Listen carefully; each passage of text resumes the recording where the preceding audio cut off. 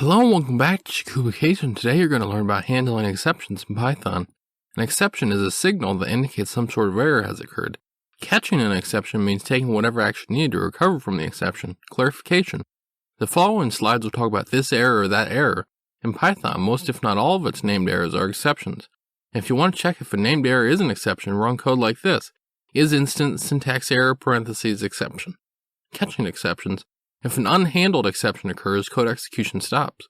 The main way of handling an exception is using a try and catch block.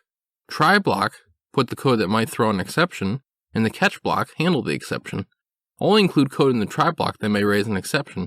A bad habit would be stuffing multiple lines of code in the try block. Example, try x equals int, input num, print x is, what x is, except value error, print not a number. So if you input something that's not a number, this will catch the value error and then print out not a number, instead of Python itself giving you back an error. Else. Yes, that previous code purposely did a thing so I could teach you a new thing.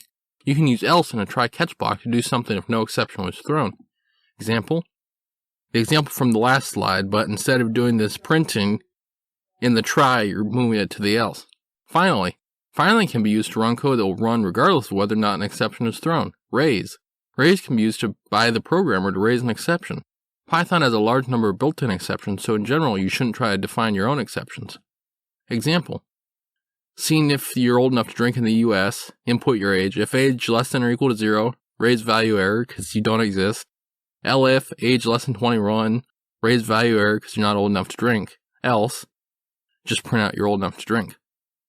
Ciao.